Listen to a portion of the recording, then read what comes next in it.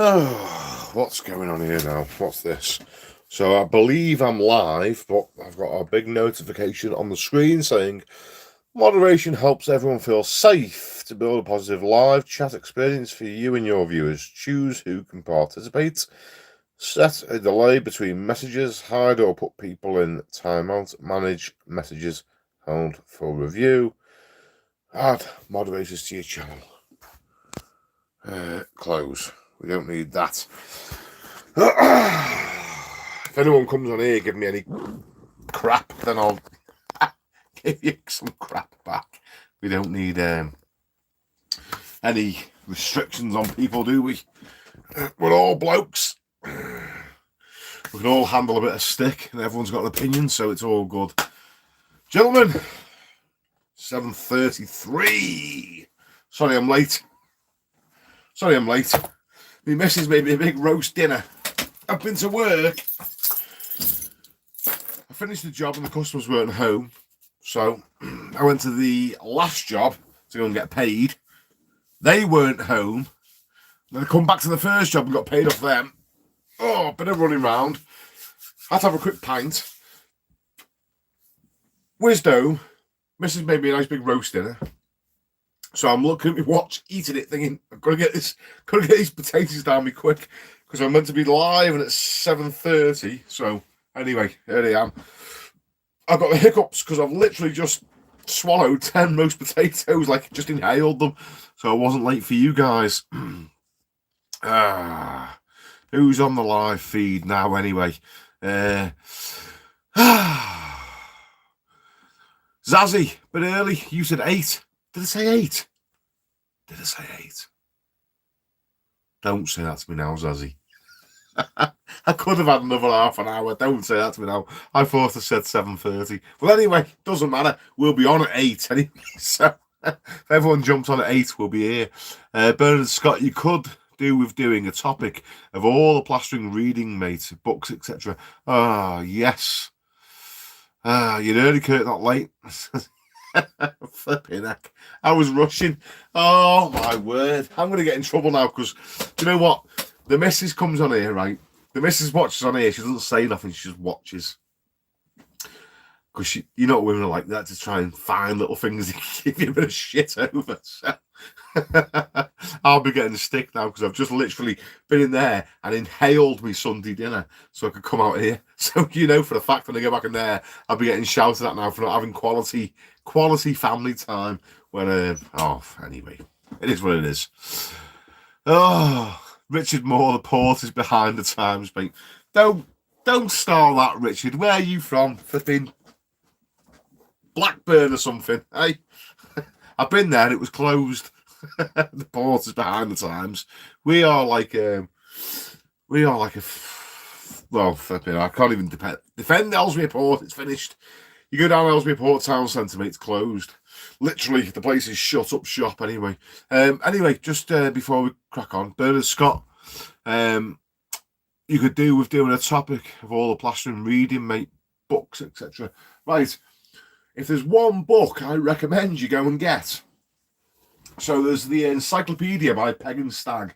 I've got that. It's a lovely book. That's quite a good thing to have in your library. But I would recommend, especially for any young lads getting into the game, unless you're interested in the history of plastering and you want to go and get the book by Miller, which will cost you a few £100, definitely go and get a book. Everyone should have J.B. Taylor's book, Plastering, that's what it's called. If you like reading, it's a golden nugget. J.B. Taylor, Plastering. I mean, I recommend every plasterer should go and get that, just to increase your knowledge. Anyway, Richard Moore is from Rock Ferry. Oh, don't even get me started. Is it not called Rose Ferry now or something, Rich? Flipping Rock Ferry. Oh, I went through there once, mate. Flipping heck. I got out the other side. I had no clothes. They flipping ripped me and rinsed me of everything I had by the time I got through the place. I'm only messing. I've been for a few pints in Rock Ferry. It's, do you know what I love about rough little towns like that? Rock Ferry, Ellesmere Port, Birkenhead, all these places that people say are like rough. The people are salt of the earth people. You go for a pint round these areas and they're flipping spot on. Anyway,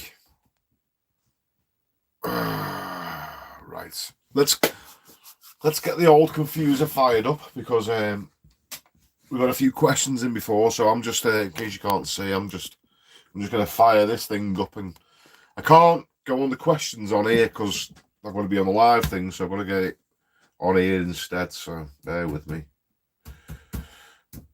Anyway, whilst I'm doing this, whilst I'm getting this thing fired up, who had one of those alerts on the phone today? That was a bit bizarre, wasn't it? I'm working away. I've been working today on a Sunday, by the way. Any self-employed lads will probably know it's easier to work on the weekends and have time off in the week, because you're working in people's homes. Most people work themselves in the week and they're off at the weekends, so it's easier to work Saturday and Sunday and have like a Tuesday and a Wednesday off. Or if you're mad like me, have no days off, just work 7 days a week. But customers usually like to have you in on the weekend when they're off, which if you want a day off and take a Monday off and go shopping, most of the time the place is empty, so you can do your shopping easier. If you want to go to, I don't know, JD Sports or go to the cinema, or I don't know what you want to do, but it's easier to have time off in the week. Right, what we're looking for, YouTube. So, have you had a good weekend anyway, lads? Oh, come on, Kirk. You're getting us mistake of a new ferry. Oh, I don't know, mate. I don't know. Anything sort of north of I'm Ellesmere Port. Anything north of Hooton is like a foreign land to me, mate. And this is the mad thing, because you've got Ellesmere Port, then you've got Hooton, then you've got, I don't know, flipping Rock Ferry, New Ferry, Birkenhead, and then you eventually go under the flipping Mersey and end up in Liverpool. And all I ever get off loads of people online is he's a Scouser, and I'm like, I'm dead far away from Liverpool. There's about 5 little towns before you get to Liverpool from here. I don't even think I sound like a Scouser. If you've got a Scouse accent, you're like, all right, mate, how are you, la? All right, kid. I always think I sound quite posh, to be honest with you. Well, I try to sound quite posh. YouTube, right. Sorry, I should have all this set up, but you know what it's like. Bear with me.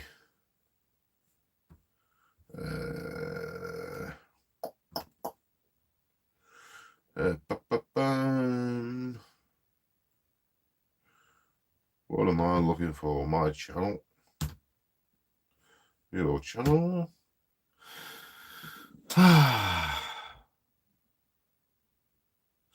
Jamie B. I lived in Rock Ferry, Rock Bottom.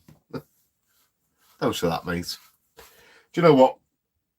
Some of the nicest people you'll ever meet in life are some people that have got absolutely nothing. I'm not saying that about Rock Ferry, by the way. I'm just saying in general. Salt of the earth people. They've got nothing, but they give you anything they've got. They're my kind of people.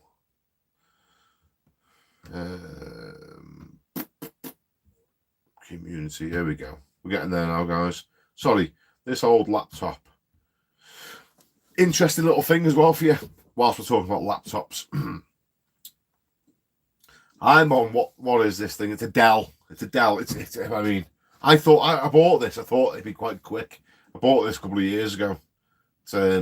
It's absolutely horrendous. And everything I want to do is like Microsoft.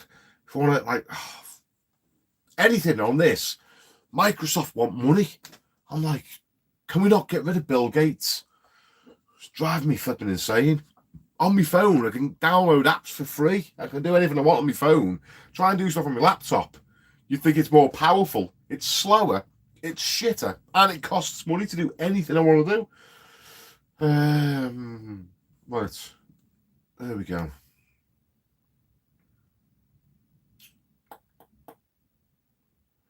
Right, okay. Found the comments. It finally loaded up. And that's what I was going to tell you as well. So I've got this Dell laptop now, but I have had an email off the company. I had an email off a company, and what they were saying was they found my YouTube channel and they want to send me a catalogue, and I can pick a couple of products out of their catalogue to review on my YouTube channel. And when I looked at it, it was like, it's not plastering stuff, it's like laptops and stuff like that. So you know the deal. I've already told you guys the deal. If I'm going to review stuff, if people want me to like waste your time by reviewing their stuff, I want something to give to you guys that are watching it. You know what I mean? I'm not interested in getting a free laptop for me. So I've sent them an email back and said, look, if you want to send me a laptop to review, or 2 or 3 different ones, then fine. But send me a couple of them. I want like 2 or 3 because I want to give them away. I want to, you know, if I think they're good, I want to sort of like, you know, give them away to my subscribers one way or another. We'll do like a little, you know, I don't know. We'll figure something out, but we'll see what they say. The last guys were trying to give me laser levels, but we never heard back off them. As soon as I said I want to give, like, you know, 75 units so I can give some to my subscribers, they just disappeared. One thing I'll never do, guys, I'll never sell you out, okay? I'll never sell you out. I won't try and blag yous and tell yous that this product's fantastic and all that. I'll just tell you the truth. And if it's shit, it's shit. But if I can get you something free, then I will do. Right, anyway, we've got the questions now. So you're welcome to ask more questions in the comments. But I put a post in the community section before. And here we go. Jimmy87. Now, what's quite good about this is when you do live stuff, I don't know what people are going to ask me. I don't know what these comments are going to say because I haven't looked at them. And I don't know what you guys are going to ask in here. But I won't skip your comments. I'll read these and then I'll go through these. So anything you say on this live chat, if you ask a question, whatever it is, I'll answer it. So let's just start at the top here. Jimmy87. You ready? Hi, Kirk. I know you don't really drop any gear when plastering, but if you or your apprentice do drop stuff on dust sheets, where do you dispose of the dust plaster bits? It's kind of awkward trying to tip it into a bag at a customer's house, as some of it ends up going on the floor. Cheers. Okay, so usually when we drop stuff on dust sheets, it's not loads and loads, and it'll be a little bit. And what I tend to do is I tend to put tarps down rather than cotton dust sheets, because they don't let water pass through them. So if, for instance, Kieran went mad and kicked a bucket of water over, it wouldn't soak through the dust sheets and ruin the carpet. So I usually use tarps, and what I usually do is fold them up and put them away in the back of the van until the next day. Now, if you do that with cotton dust sheets, they get mouldy and they stink. So another reason to use tarps. The next day it's all dried. You can take them to a bit of a grass verge or a bit of a, little field area and shake them off. That's what we usually do. If we've finished the sort of day and it's all set, we can sort of like give them a little rustle round and shake. You can actually shake the tarps up a little bit at the end of the day, and all the sort of plaster that's set crumbles off, and you can brush it into the middle and scoop most of it off with a dustpan and brush. So that's another option. That's it really. Yeah, we just use tarps. Easy to deal with. James Longhurst. Hi Kirk, have you ever experienced plaster pulling in extremely fast on new plasterboard? The bag was in date too. Cheers. Yep, I have, mate.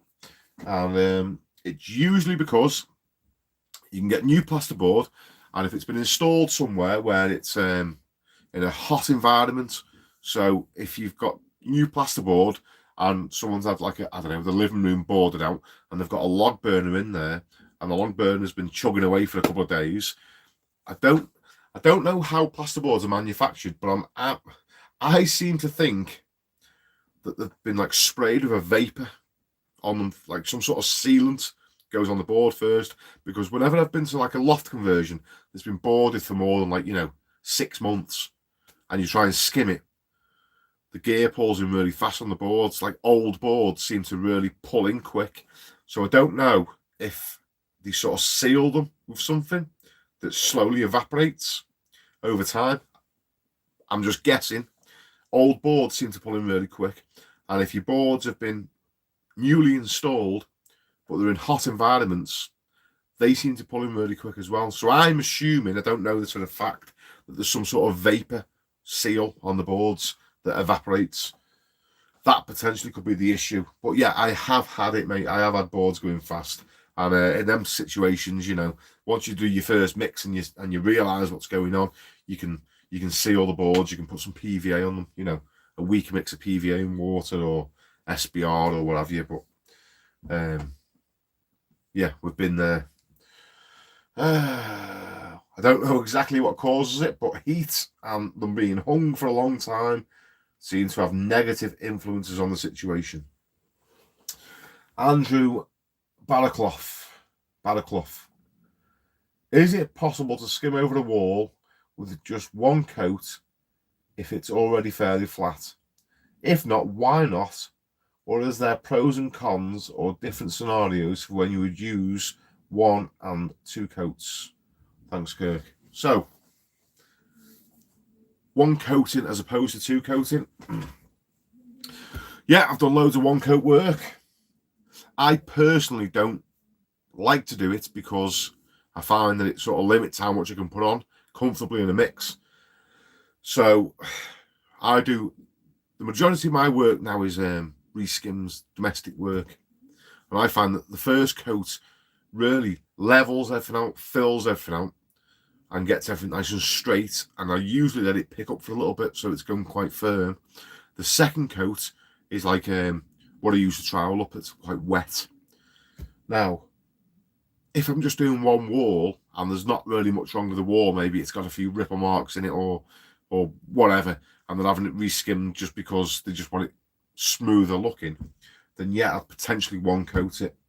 But if you've got to build things out, if the wall's hollow or out of shape, you can build out so much with finish. I mean, obviously, if it gets worse than a centimetre, then you're going to have to start building it out of back coat plaster, putting some bonding on there. But yeah, I'd potentially consider 1 coat in a wall.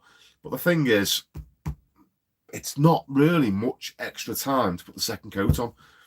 You second coat something and you're going to be there for another 30 minutes. But the job is so much easier because your first coat sort of brings everything to a, sort of like an even suction and an even surface. The second coat's just nice to trowel up then. Your first coat, if you're just troweling that up, you can have thick bits, thin bits, bits rippling. I like to get my first coat on, get it nice and flat and leave it go in a little bit, firm up. And that just really sets a wall nice for you to second coat. 1 coating's possible. Not something I really enjoy doing, to be honest with you. For the sake of half an hour, I'd rather spend half an hour more and it'd be really easy for me and the job be absolutely perfect. But, it is doable. And for a little while on site, I think for about a year, I just got into the system of 1 coating, filling joints out and just 1 coating. But it's all over plasterboard. It's all over brand new work. The walls were nice and straight. It was nice and easy. So, right, Johnny 67. Hi Kirk, I do work for quite a few different builders. I do my own domestic work. I need a bit more work, but I do not want to get involved with the social media. Any advice, please? Okay, Johnny. So I sort of am focusing on this in my coaching group, teaching you how to get sort of like more leads and stuff. And we've sort of covered the social media side of things. But if you're looking at trying to get more leads, then there is a few things that you can do, even if you don't want to be on social media. Now, the thing with social media is, if you put yourself on social media, that's where a lot of people, well, it's like where nearly everybody is. Like, I don't know many people, like my nan's on Facebook. There's not many people that aren't on social media of one form or another. So I understand where you're coming from. You don't want to be on social media. What I've sort of recommended to the people that are in my group, like my private coaching group about social media, is don't go on social media to be a consumer. Don't go on there to sort of take other people's media in. Just be a social media creator, a content creator. You go on social media to put yourself out there and then go off it, and that's it. That can generate work. But if you're adamant you don't want to be on social media, fine. There are other ways. So they cost money. That's the only thing. Social media is free. So you don't want to bang on about it because it's not what you want, but you're going to start seeing social media as a free gift. It is like an advertiser's gift. It's completely free. There's so many things you can do on there. I used to advertise in a newspaper. It cost me like 50 quid for a stupid little advert about that big that no one's seen.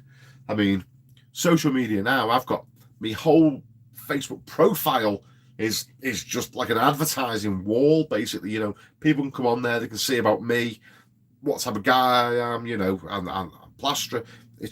Anyway, without going on to social media, if you wanted to advertise and you're working for builders now, here's some things that you could do. You could potentially go on to paid sites, things like where you subscribe or you pay someone a fee. I think the best out of the bunch at present, things change over time, if you wanted to pay to get work from the internet, is MyBuilder. I've seen people have quite good success with that, and you don't have to subscribe. There's no yearly subscription, there's no monthly subscription. You literally just register, fill out your account, and then you pay for the leads. So there might be a patching job and the leads £2. There might be a full house reskim and the leads 20 quid, you know. And I think you get shortlisted. So if you sort of go after the lead, maybe 3 other people, 2 other people, there's 3 of you that can go after the lead. So you've got a 1 in 3 chance of winning it. I think out of all those sort of like websites, MyBuilder is your best option for that sort of thing. Another option, generating work, is you could do flyers. You could get like little adverts printed off and go round doors posting them. I've done this when I was, how old was I? Flipping at 2008, first recession. I did flyers. I come off the building sites. I have no work. My old fella said to me, if you've got to advertise, you know, you're no good. If you're good at your job, you don't need to advertise. But the fact of the matter is, all I'd ever done is worked with Redrow. No one knew who I was, so I got loads of flyers printed off, and I went round posting them through letterboxes, went round all the private estates. Oh, someone's phoning me. It always happens to me.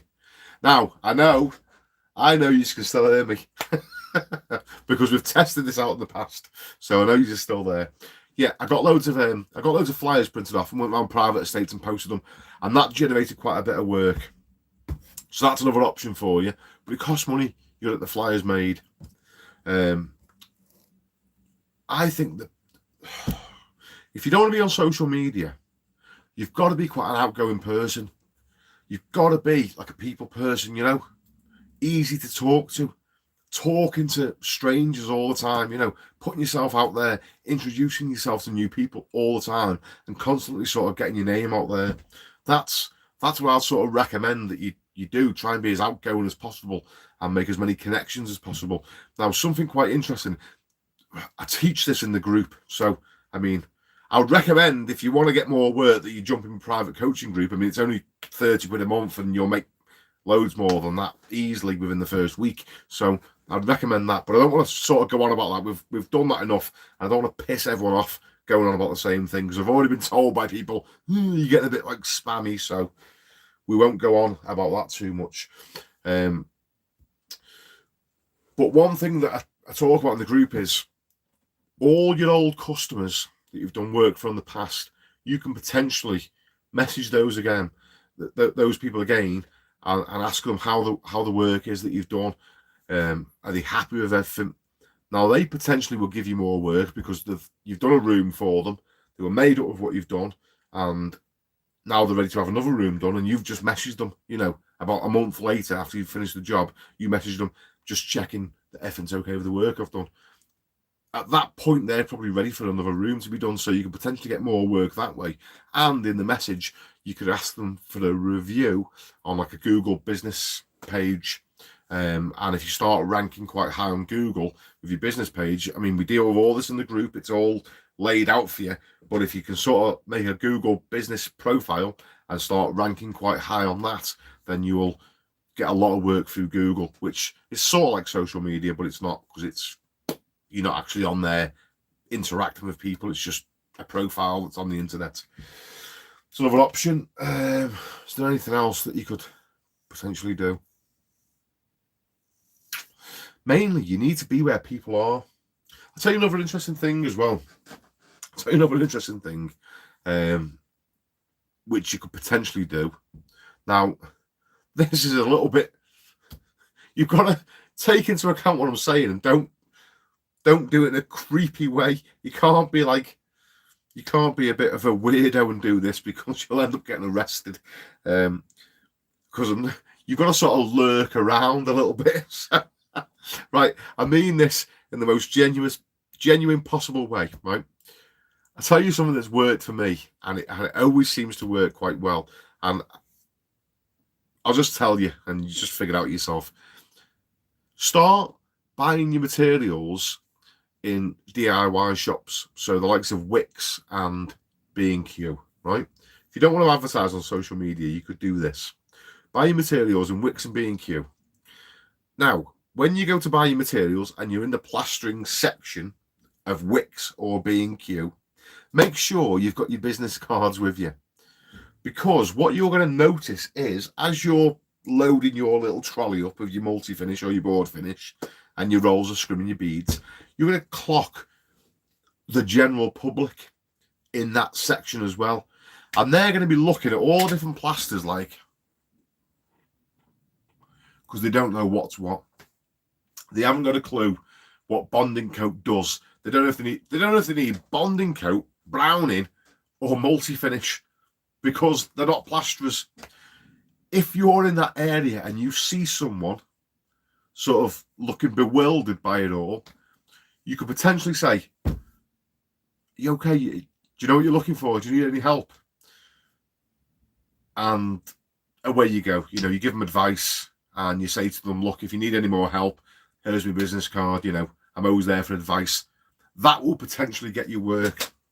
But you've got to sort of lurk around the building section of DIY stores, which potentially could be quite creepy. So be careful, but that works as well.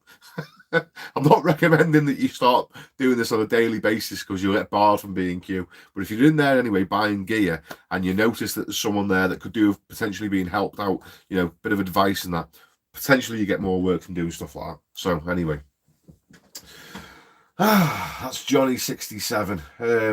Johnny, there's probably more ways of getting work without being on social media, and I do explore the ways, but jump in the group, mate. 30 quid. You'll make it back tenfold. Mark McGrath, what do you do if part of the wall is drying out quickly and setting whilst other parts of the wall are still very wet? Mark, what is happening to you here? If you've got one part of the wall drying out really quick and the other part staying soaking wet, what the issue you've got is you haven't managed to control the suction properly. So PVA is sort of guilty of this, because it's water-based and it re-emulsifies when it gets wet. If you've got a bit of a high suction background, like for instance bonding coat, completely bone dry, and you've got plasterboard next to it, and you sort of PVA the bonding coat, then you're going to get two different suctions. You're going to get two parts of your wall going at different speeds. Or you could have a wall that's got some paint on it, silk paint in one place, and then the next part of the wall there's no paint and it's Carlite finish, super high suction background. So you've got two different backgrounds going at different speeds.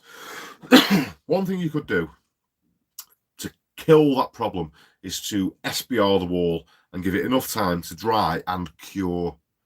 SBR dries, but then it cures. The longer you leave it to cure, the better it kills the suction. So if you sort of SBR the wall the day before, the next day that wall's completely sealed and you've got no issues. The suction's completely the same across it. But if you haven't got time for that and you've started skimming and you've got one bit going off faster than another bit, what I tend to do is simply just dip my flat brush in the water and just wet the bit where it's drying fast. Just keep hydrating the wall, give it a bit of a brush to bring some fat up to the surface, and that's basically how you deal with it. Just wet that section of the wall down a little bit.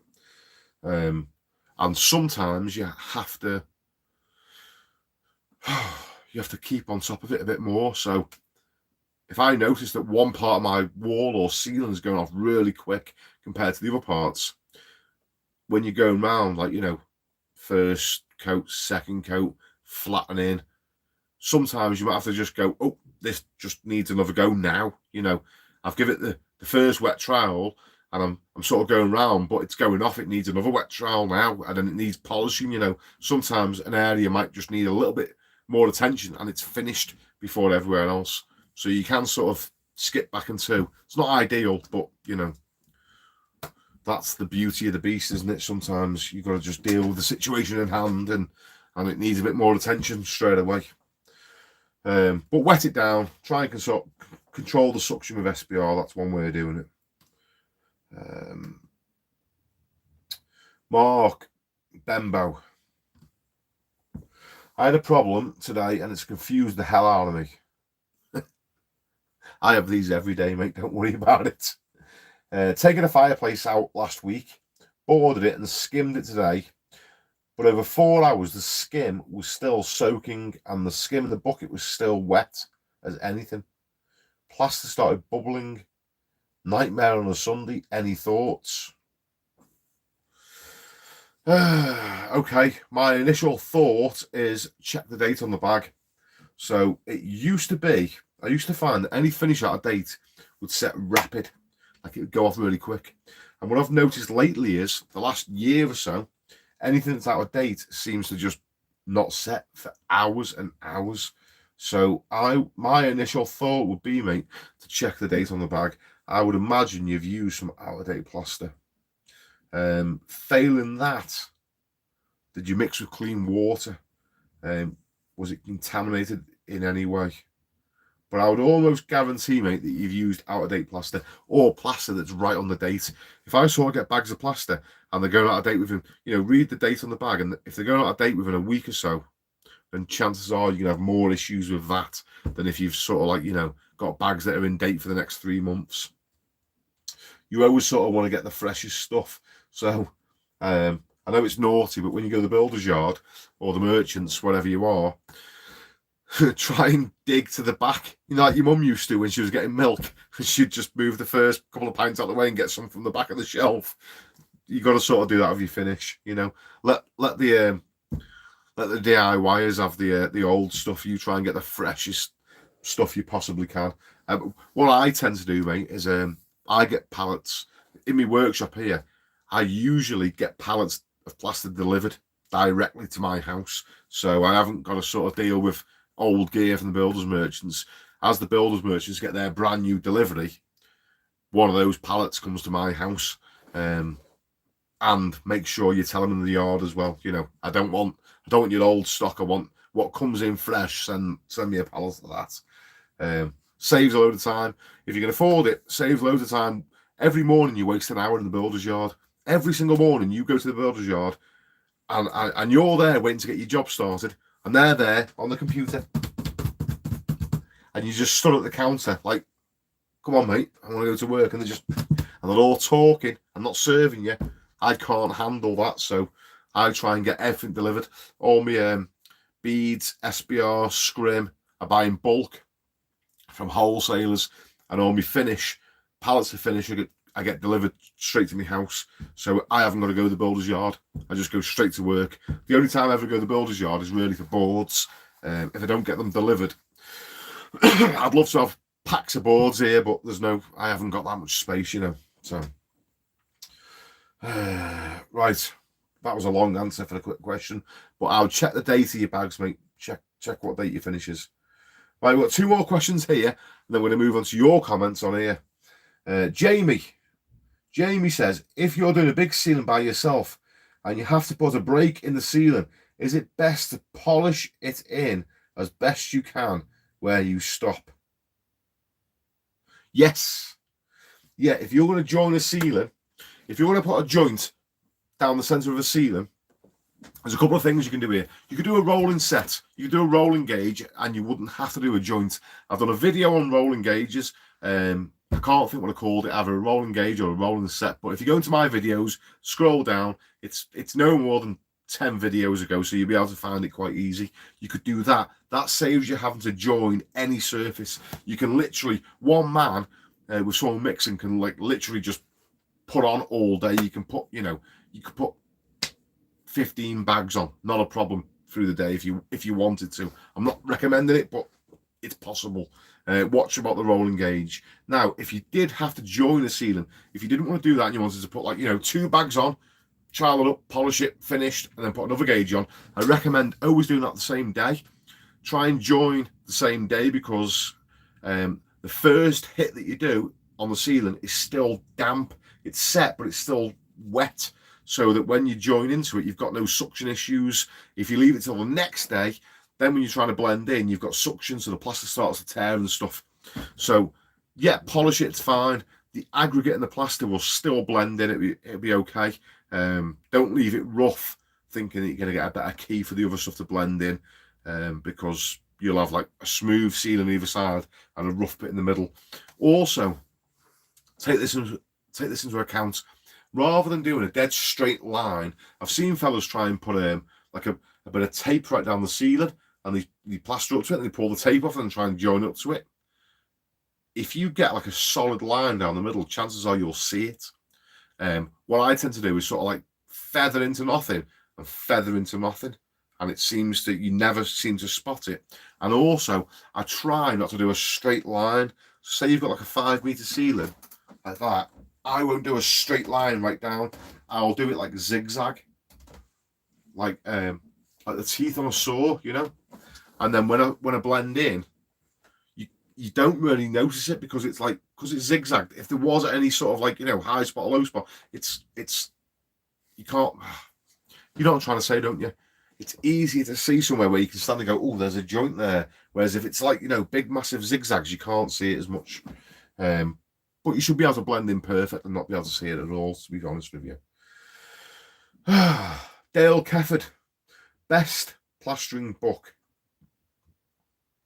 The best plastering book, okay, in my opinion, in my personal opinion, if I was going to recommend anyone a book and say this is the best plastering book, I would recommend Plastering, Plain and Decorative by William Miller. But that's if you're interested in like the history of plastering and lime and ornamental sort of plastering. It depends where you're at. It depends what you want to learn. If I was going to recommend the best plastering book for beginners or someone starting out, then I would say Plastering by J.B. Taylor or Plastering, an Encyclopedia. In fact, if you could get them 3 books, you're pretty much sewn up. You don't really need anything else if you've got those 3 books. Right, anyway, that's those questions done. Now, I'm going to start scrolling back a little bit and see what questions we've got in here. Now, guys, just so you know as well, before we start, time for a beer. Before we get stuck into these, let's crack a cold one open. It is Sunday, St. George's Day. St. George's Day. The one day you can celebrate being English, but most people don't because they're scared of being called racist. So, bizarre, isn't it, the way the world's going?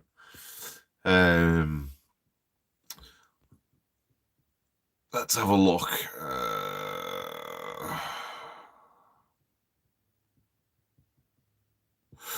Right, okay. Adam McLaughlin. I've scrolled back to the start. I'm just going to go through these comments here now. Adam McLaughlin. Evening, boss. How are we on this fine Sunday evening? What's the plan for tomorrow then? Okay, so, guys, yes. Right. Good stuff. Today, I was on a little skimming job. A skimming job where I've had to re-skim over another plasterer's work.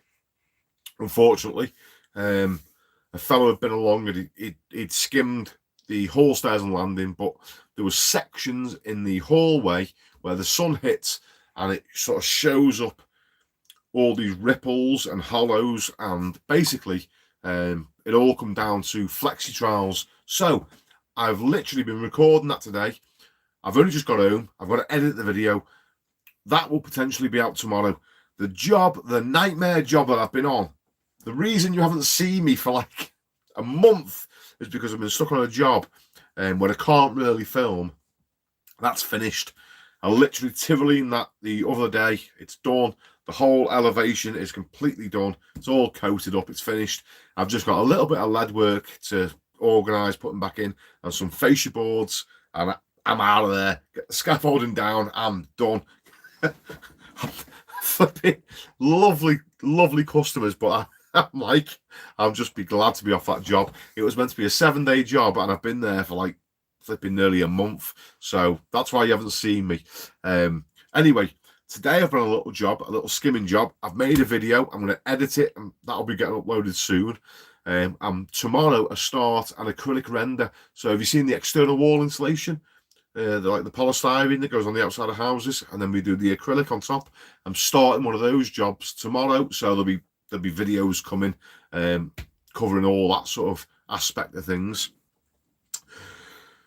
That's what's on the cards tomorrow. Anyway, I don't want to give too much away now. So let's see what the next question. Craig Meadow.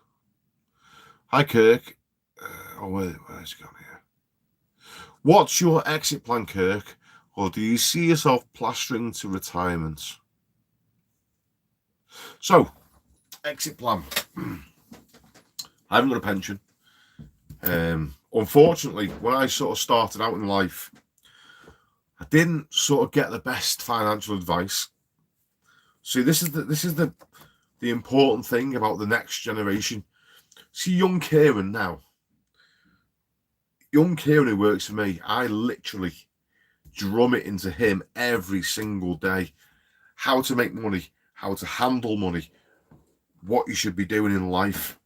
Now, sort of when I sort of started out, it was all about just living hand to mouth, you know. My sort of education in the plastering game was earn money, have a good time, run out of money, earn more money, have a good time. You know, it was sort of like that. So I didn't really get the best financial advice, and I sort of wasted a lot of time not doing anything with the money I earned apart from blowing it.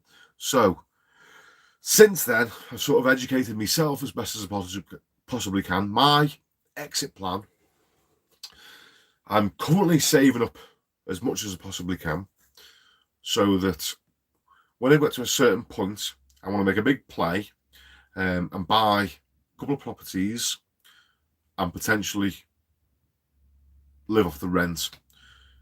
I'll probably never be able to retire. Probably just keep working anyway, just because I enjoy it. So I've got sort of those two things, you know, keep working, rent out properties. I mean, to be fair, YouTube has been a little bit of a surprise for me, to be honest with you, because I didn't really expect to make money from this. But as this has been going, this is providing me a nice little income. Not mega bucks, but you know, it's getting there. Roughly making about £1,000 a month from you guys watching me videos, which is, you know, which is quite nice. And I've got my little coaching group going on, which is bringing a steady little flow of money. So there's a few little things in the pipeline, but nothing I could sort of like, bank on and rely on. I think that my main exit plan is to work hard, continue working, save as much as I possibly can, and buy properties. You don't really ever seem to lose a property. I think I'm a little bit late in the day now to start down the route of paying into a pension. I think there's probably pension advisors that will disagree, but I actually don't mind the thought of continuing to work till I die. I think when my kids have all grown up and left home, the thought of sitting around doing nothing scares me. I'd rather go and do 1 or 2 days a week, and that would probably keep me going anyway. If the mortgage is paid off, if I did 2 days a week, that'd be plenty of money. So it's only really going to come across a problem if I'm not capable of working at all. In which case, hopefully, the rentals will be able to support me. So that's my exit plan, mate. I haven't really got an exit plan sort of nailed down as of yet. Lot to bat. Hi, Kirk. Do you store your trowels? I'm getting damaged in the van. Oh, sorry. He says, hi, Kirk. How do you store your trowels? I'm assuming you meant to stop them getting damaged in your van. Cheers, Richard. So what I tend to do, mate, is I've got a little bit of roof batten screwed to the side wall of my van. And I've just got them all lined up. Now, what's interesting is my van's actually in the garage, and I'm working at my pickup truck at the minute, and I've only got one trowel in there. So it just gets put in my toolbox, which isn't ideal. But I know I've got backup trowels. I've got about 7 or 8 trowels all worn in, all ready to go in my van. But yeah, I just sort of have them hanging up on the side of my van out the way from everyone else, and just sort of slot them all in next to each other. Douglas Life. Hi Kirk, Matt from Norfolk, signing in late tonight, so I'll have to watch the beginning later on. Hope you're well, still loving your channel. Cheers, Matt. Spot on, mate. TT Clever, TT, befriend them. Good advice. I always try to remove the curtain of mystery. The trades are unapproachable. Okay, so I'm assuming these comments are like replies to what we were talking about earlier. I checked the bag, mate. Mark Bembo. I checked the bag, mate. It's in date. So the gentleman that had a bag of plaster taking forever to go off before, check the bag. It's in date. Okay. How was it stored? That can make a difference. Was it stored in a shed or in an outhouse? As the moisture got to it, that can affect it as well, mate. How the plaster was kept. Sort of running out of ideas. But listen, I have in the past had a pallet of plaster on a new build that we did, and the stuff didn't go off for hours and hours. We phoned the rep from British Gypsum, and the rep came out, took the bag away, had it tested at British Gypsum, and they come back to me and said, yeah, the plaster's at fault, the plaster's knackered. And potentially what did happen was they asked me how much it cost me. So I had to explain to them how much extra it cost me in labour, how much time we had lost. And it worked out about £1,000 or 1,200 quid that we had basically, lost because we couldn't do 2 gauges in a day and things like this. We were only managing to get 1. And British Gypsum reimbursed me. Now, what's quite interesting is British Gypsum are the only manufacturer of plaster in the UK. So if you want to do finishing plaster, you're going to use a British Gypsum product. There was another firm called Make Good that had a go at it, and Knauf do a finishing plaster as well. But to be fair, they're not in the same league as British Gypsum. Board finish and multi-finish are like literally the best finishing plasters you can get in the UK. So I was quite surprised that they paid me out because they got the monopoly. They could have just laughed at me and said, well, it is what it is. Sorry you got a bad batch. There's nothing else I can do. I can't swap to a different competitor of plastering manufacturer. I would have just been, that's the end of it. But to be fair to British Gypsum, they're a massive company, and they listened to the little guy and they paid me out. So if that's the case, mate, maybe send for one of the reps, phone them up and say, I've got this stuff, it's in date and it's not set, and they'll send the rep out, take a sample of it. You could potentially get paid out for the job that you've done. Whatever you've lost, you know, they could reimburse you. They did it for me. They didn't. I mean, they don't have to do that. I mean, there's no one else I can run off to and say, I'm not using British Gypsum anymore, I'm going to use these. But I mean, fair play to them. I can't fault British Gypsum. Whenever I've had a problem and I phone them up, they send a rep out, and if they're at fault, they sort it out. So I'm not getting paid for saying that either. I wish I was. Although I do know I've got 2 reps on my Facebook now from British Gypsum, and they're both sound fellas. I was there if you need any advice. If you want to try free samples of stuff like magnetic plaster or different stuff, get in touch with the reps and they'll help you out. Them guys will literally bring you samples of stuff for you to try out. Facebook, if you're in any of the plastering groups, search out a guy called Gary Blackburn. Absolutely lovely fella. I've never messaged Gary Blackburn and not had a response. He's a diamond of a bloke. Genuinely helpful guy. Like I say, works for British Gypsum, works for the mothership, you know. But he's a good guy. He's on our side. So if you're in any of the Facebook groups and you find Gary Blackburn in there, friend request him. He's a good guy to have on your side. He's always there to answer any questions you've got. You know, if you've got a job and you don't know what plaster to use, you can ask British Gypsum. Phone one of the reps. They'll tell you what they will say. Do this, this, and this. They'll come out and give you like a method sort of statement and tell you do this and you'll be fine. And once they've done that, they'll back it as well. So as long as you do what they say. Big Chris. Hi, buddy. Been trying your roll and set method. Amazing. Done it in the last couple of jobs. New to plastering, but find your method. I can cover more area and managing to put more walls on in one day. Spot on, Big Chris. Glad you like it, mate. Look, I'll be honest with you, the rolling gauge, mate, I don't currently practice it. I did a video to show you how to do it.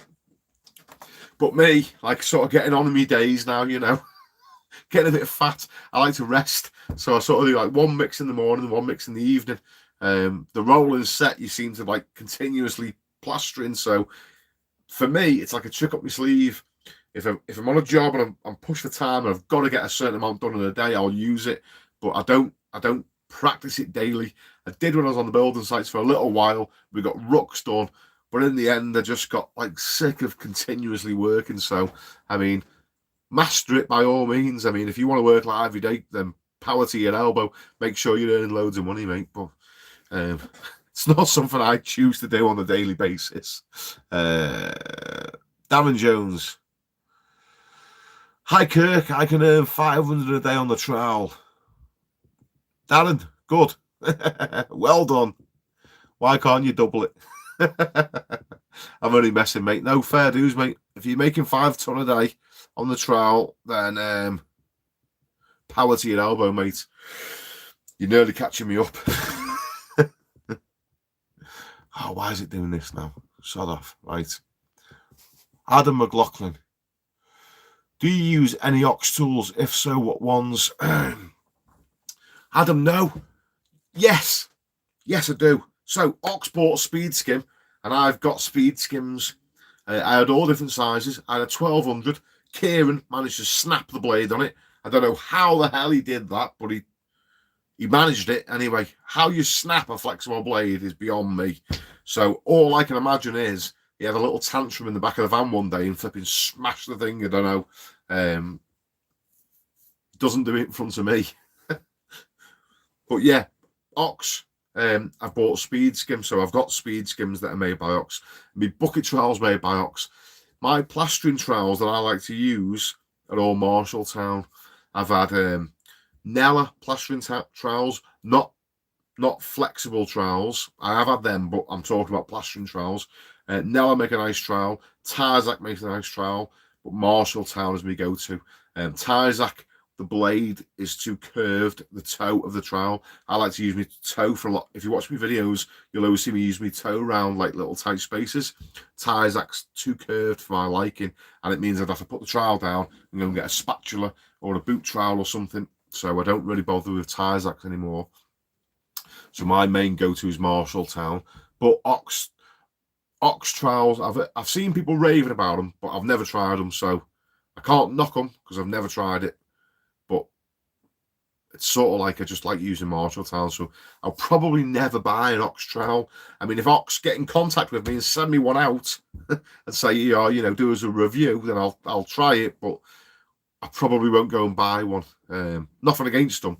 It's just sort of, you get used to what you use, don't you? So, let's have a look. Chris Swan. Don't get that Ox Harling trowel, Adam. It's flimsy and you'll end up launching it off a scaffold. Yeah, do you know what? Harling trowels, if anyone doesn't know, a Harling trowel is what you use for putting dry dash on. So you put your sand and cement on the wall or your lime or whatever you're using, and then you get your bucket of stones and you spar or whatever, and you flick it at your background to do like a dry dash. You can use Harling trowels for wet dash or rough cast, whatever you want to call it, like basically flicking concrete at a wall. But anyway, what I'm going to tell you is, I find they're quite big, they're quite wide. I've bought a few of them. My missus actually, it went missing. I was like, where is it? Flipping heck, I was doing a dashing job. I was like, where's that flipping gone? It's in my workshop here. It disappeared off the shelf. I was looking for it everywhere. The missus was using it to pick the dog shit up out the garden. She had that and my little dustpan brush, and she was using it for picking dog shit up. So that was the end of that. But anyway, I've had a few of them. And I'll be honest with you, I find, because it's so sort of, they're about that wide, they're a decent sized thing, all day on that seems to really give me wrist ache, because you're just doing that all day. If you've never done a dashing job and you've dashed like 2 sides of a house in one day, flipping, you're doing it in your sleep, you're lying in bed doing it's flipping horrendous. So it's not, in fact, I've just Tivoli in the front of a house. That's even worse. If you're going to get into doing anything, the best torture device ever invented for plasterers was that flipping Tivoli and gun doing that all day. Oh my God. Don't even get me started, because I've just done it. I was nearly in tears by the end of the day. But anyway, Harling trowel, forget it. I just use a bucket trowel. The square end bucket trowels that you can get. They're a little bit smaller, so they don't cover as much area, but they're a lot less pressure on your joints. So I don't even bother with a Harling trowel. I just use a bucket trowel for flicking the stones on. Let's have a look. Jimmy's Building Services. Would be nice to have a photo of your nightmare job. Jimmy, I could potentially do that. As I say, this nightmare of a job, it's for lovely people. The nightmare job I've been on for over a month is for genuinely great people. And I sort of know if I'd asked them, I want to film for the YouTube channel, they would have said yes. They would have sort of let me do it. But I know that they wouldn't have been comfortable with it deep down, They're lovely people. They're not short of a few quid. They've got cameras on the house. They've got, electric gates with ram bollards. I'm not trying to say, I don't want to say anything bad. They're not paranoid, but they like the privacy. Where the house is, they like the private people. They don't put a lot of stuff on social media. They're quiet. They keep themselves to themselves. They're lovely, generous people, but they appreciate their own privacy. And the thing is, when you see the house, a lot of people would think, oh, they've got loads of money. And I don't want to make them feel like, that their house and their location and what they've got is all sort of on the internet for everyone to see. Because it's outside and you can sort of like see, the roads from where we'd be filming and stuff. You've got to sort of take into account that when I'm doing these jobs, I am working for real people, and people have got their own privacy issues. Some people don't want filming in the house because they're embarrassed about the house. They wouldn't say that to you, but you've got to sort of if you're a bit switched on, you can pick up on when someone would be comfortable with you filming in their house and when someone wouldn't. Some people are very house proud. They love how gorgeous their house is. And if you said to them, you know, do you mind if I make a video? I've got a YouTube channel. They'll be made up to have their house on display, you know, for everyone to go, oh, isn't that a gorgeous house? And that's how some people are. Some people, you know, maybe they're trying to, the house isn't that nice and they're trying to make it nicer and they'd sort of be embarrassed. They wouldn't want the house being displayed because it's the house proud and they've got work going on and they wouldn't want anyone to see their house whilst it's being worked on. So I have to sort of read between the lines of these sort of situations. Some people have got, you know, a lot of wealth and they don't want people to know where they live. They don't want unexpected guests, you know. Who knows who's on the internet? There could be all sorts of crooks watching this saying, okay, we've seen their house, we know where they are. We can sort of spot the weak points in their security because we've Kirk's filmed the whole house for us, so we know where we could jump over the fence. We know where we could break into the house. Do you understand what I'm trying to say? So you've got to sort of, I'm trying to make these videos, but I'm also trying to not upset my customers at the same time. So that's the best way of me explaining it. But I could potentially get a before and after the job, which you wouldn't see a great deal because all you'd see is one house with loads of Tudor cladding on it, and then another house, and it's all nice and smooth with a Tyrolean finish. But the work that was involved in between getting the timber out was horrendous. It was nailed every 5 courses with 6 nails. It was pitch pine. It wouldn't come out. We had to drill millions of holes in it. Then when the timber come out, it was in the brickwork. We had to re-brick in between where the timber was. There was no clearance for full bricks or bricks on the side. We had to literally cut every brick into half and basically tile where it was. We had to mesh it all. The windows were tied into the Tudor cladding. We had to uninstall the bay window, the top window, because it was 3 stories, and have them windows set back into the brickwork. We had to mesh everything. I had to redo lead work. It was tied into the roof. The timber was in the side of the eaves on the roof. Oh, it was horrendous. I don't even want to bore you with it. It was just a nightmare of a job, but it's done now, so it's out of the way. Omar. Nice, haven't had a play with acrylic stuff yet. Been looking forward to seeing your videos on it. Hope to get some of that stuff soon. Omar, acrylic. If I can give you any advice, mate, get yourself a flexible trowel. The only time I'd recommend a flexible trowel is when you're doing acrylic render. And you'll see in the video anyway, when we get round to it. Craig Meadow. When I moved to Canada 20 years ago, I started doing acrylic render over sand and cement and foam. Yes, I'll be watching to see the difference. I'm sure it's a very similar system, mate, what we're going to do. Mike Owen, hi Kirk, what's your best advice for me to start a plastering business out from scratch? I have around 2 years experience in plastering and spray plastering. Thanks. Okay, so spray plastering, mate. I've never done machine plastering, so I can't advise you on that. I've been so close a few times to buying a machine to do spray plastering for the Monocouche render, you know, the K-Rend and Weber or whatever you want to put through the machine. I've never bit the bullet and bought a machine, and I've really considered it. But for me, ultimately, I like doing internal plastering.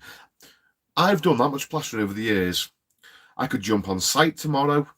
I could jump into just doing full-time K-Rend work. I could jump into doing any different aspect of plastering. And I'll tell you what I enjoy now.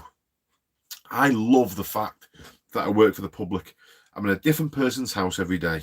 I meet different people, different scenarios. For me, it's not really about the plastering anymore. It's about keeping it interesting for me. You know, I like people. I like being in a different place. I like doing different stuff. One day I'm boarding and skimming a conservatory. The next day I'm floating and setting a mansion. The next day I'm skimming someone's bedroom ceiling over Artex. You know, I like the variety. And if I sort of bought a machine, then I'm sort of like pigeonhole myself because I've got the machine. I've got to sort of make it pay for itself. So I've never really wanted to sort of lock myself into just doing one aspect of plastering. I know I could have a machine and do other stuff, but if I've sort of spent, like, you know, 14 grand on a machine to spray render, then I'd want to sort of like be spraying render with it and making it work. So I haven't sort of pigeonholed myself in that aspect. So, sorry, getting back to your question. What's your best advice for me to start a plastering business out from scratch? Okay. I don't want to keep plugging my group, right? Go to my channel description and there's a little link at the bottom there to join my coaching group. I would recommend you do that. But if you don't want to do that, I would say starting a business from scratch. If you are genuinely now, if I was landed in a new place now, somewhere that I don't live, and I had to start out from scratch, fresh, the first thing I would do is make as many contacts as possible. I'll do it via social media because I can do that whilst I'm lying in bed. I would reach out and make as many new contacts as possible. I would provide as much value as I possibly can. I would basically let everybody in that area know that I'm a plasterer. I know me stuff. You know, I'd provide value. I would reach out to different firms that would use plasterers, kitchen companies, bathroom companies, builders, and what have you. I would set up a Google business account. I would start asking people for reviews for any work that I did. I would potentially jump on some of these paid sites like My Builder and what have you and start doing work and asking them for reviews on me Google business. And that's the sort of route I'll go down. But I've literally got a proper step-by-step system for doing exactly what you want in my coaching group. So, again, I'm not trying to plug it. I'm not trying to spam you and do your heads in, but that's all what that group is about, mate. If I told the whole world everything, like my channel is all about sort of giving the information of plastering tips and tricks and what have you. The business side of things, generating work and getting your pricing right and earning money. If everyone knew the same sort of techniques, then they lose their effect. So that's what my coaching group is about, because not everybody will want to join it. So it sort of keeps it working, if that makes sense. Jump in, you'll make your money back. If you don't, I'll refund you and you can do what you want. Trial talk. Evening, pal. I couldn't get over Friday. The M1 was crap coming out of Bradford. Yeah, Stuart from Trial Talk is an absolutely top bloke. He was going to come and see me on Friday. Stu, do you know what? On Friday, I was finishing that job off. It was an absolutely horrendous job. To be fair, mate, if you come there, you probably would have ended up with a Tyrolean gun doing this with me. So you had a lucky escape, mate. Don't worry about it. We'll catch up another time. But I know you went to see Joel Cook. So I hope you and Joel had a nice catch-up. Maybe had a pint with each other, what have you. We'll catch up again, mate. Next time you're passing, or if I'm passing your way, I'll pop in and see you. Guys, if you guys aren't subscribed to Trial Talk, Stuart is a fantastic bloke. He's full of knowledge. Great guy for businesses and systems and stuff. Go and jump on his channel. Oh, someone else has found me. Wait there, let me just send a message. There we go.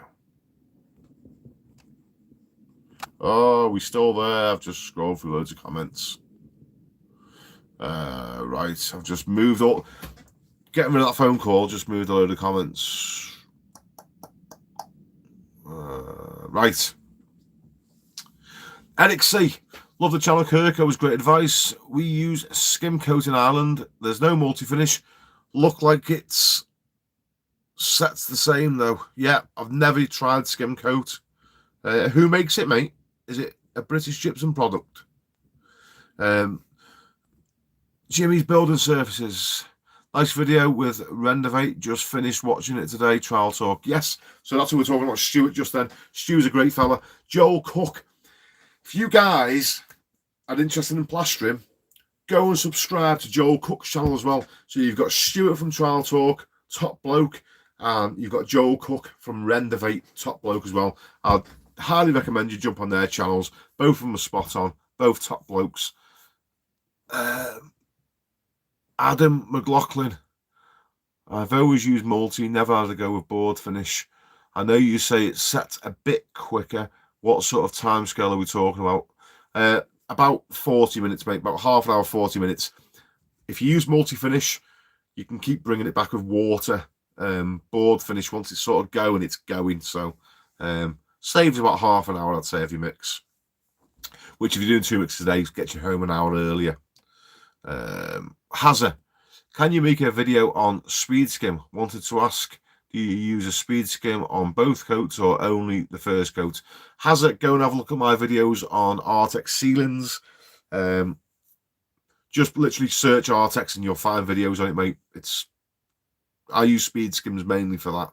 I don't really use them on walls. I usually use them for getting over bumpy backgrounds and stuff and just leveling stuff off. Kirk, when you doing, get Kirk to come and work with you for the day. I've got a monster ceiling coming up in July 23rd. Boards. Okay, I don't know exactly what you're saying, but I think I'm getting the gist of it, Jimmy. You want me to come and do a day with you on a monster ceiling coming up in July, the 2023 boards. Okay, now July is quite an important month for me, mate.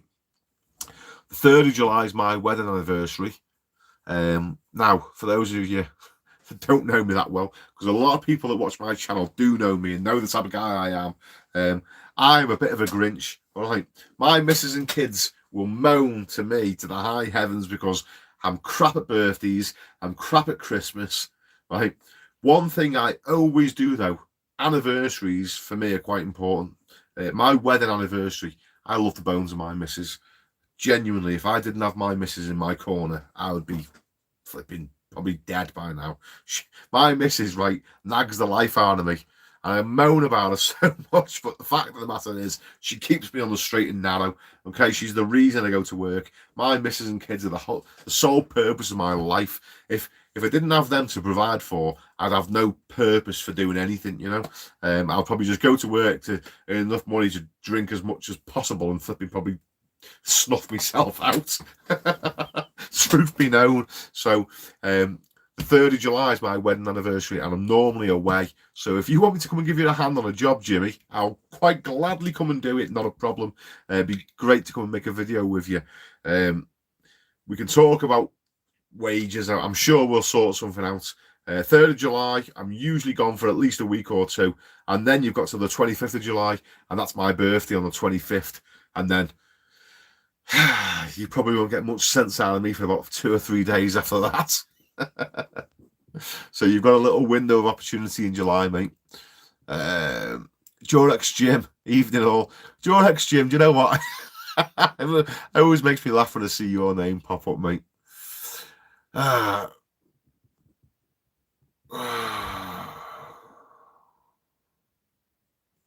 Okay.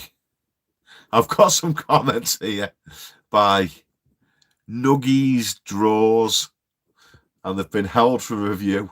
So someone's coming on here. Nuggies Draws, held for review. Oh my God, they killed Kenny, you bastard. Okay, Nuggies Draws. He's put another message.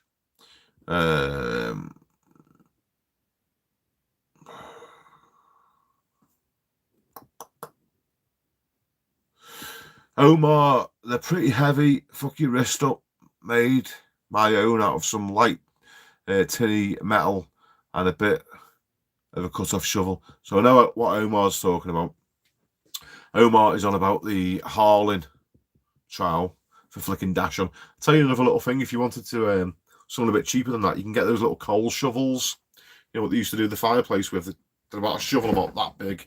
You know, they're good for it as well. Just bend the sides down a little bit flat so the stones sort of flick out rather than in one. Do you know what I mean? They spray out a little bit.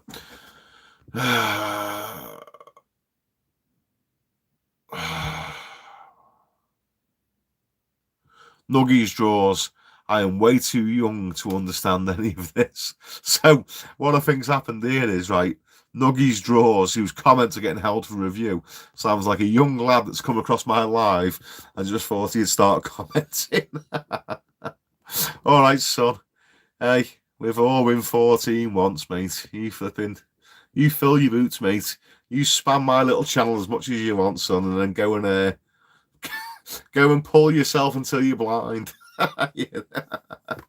We've all been young lads once.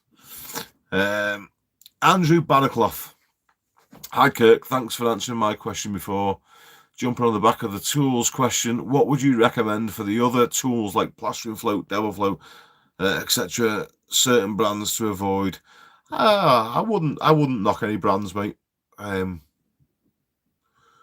wouldn't knock any brands. To be fair, the only thing that I really concentrate on when buying a branded tool is my trowel.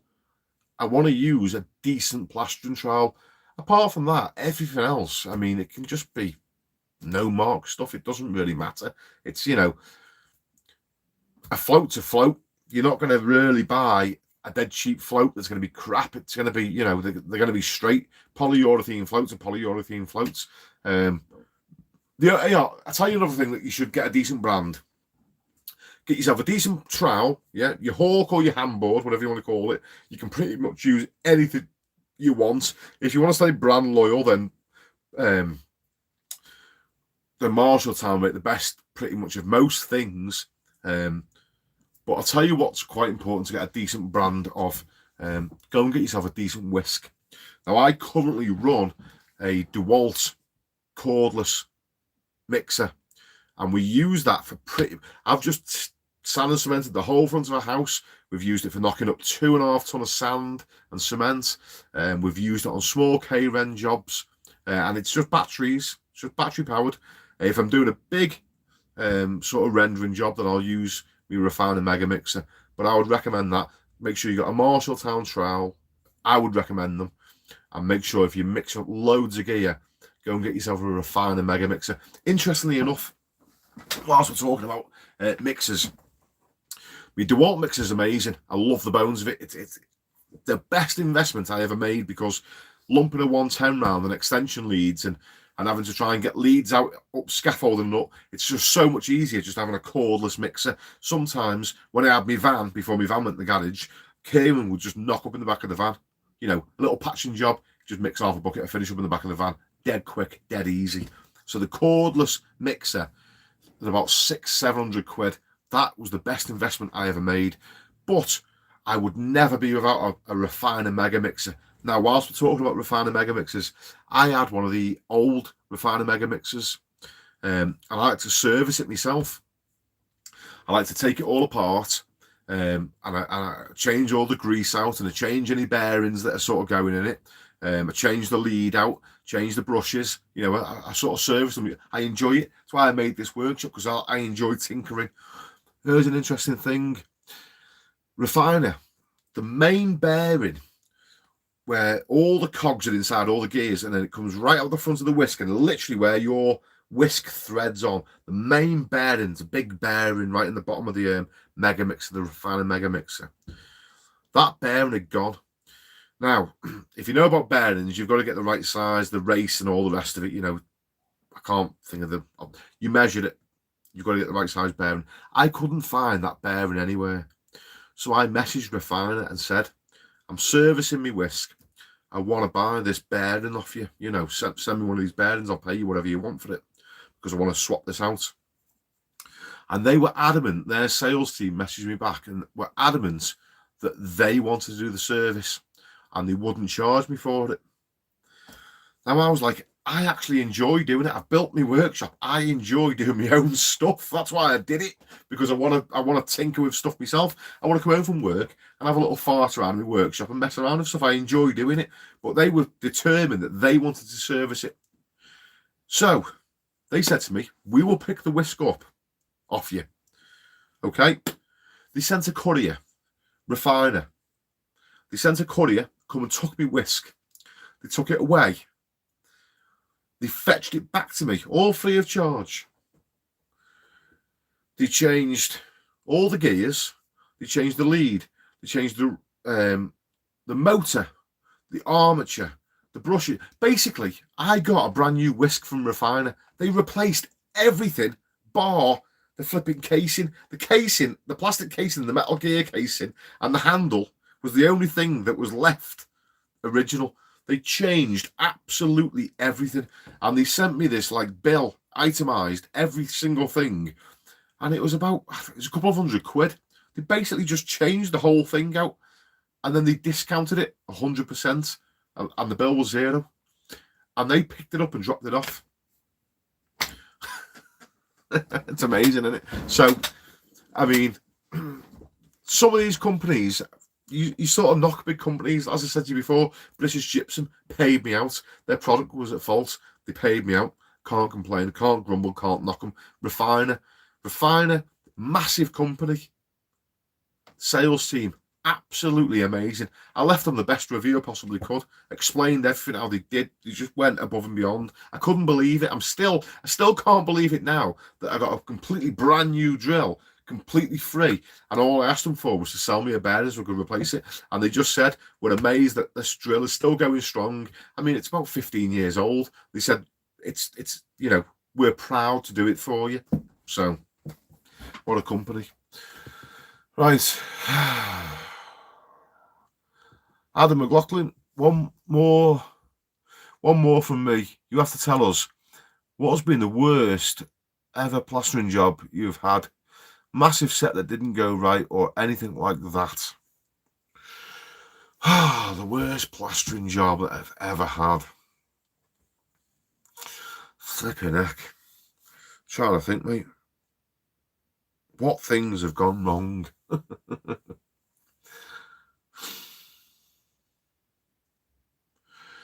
To be honest with you, mate, it depends what... I've had people try and rip me off.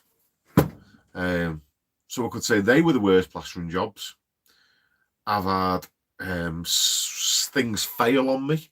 You know, I sort of talk a lot about checking for lime wash paint and distemper on ceilings, because it causes ceilings to fall down, and I really go to town and try and explain that as best as I possibly can. Whenever in one of those situations on the videos, I go into great detail in telling people how to check for it.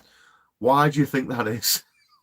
Why do you think I literally tell people about this so much? Because I know from experience. So I have had ceilings come down in the past.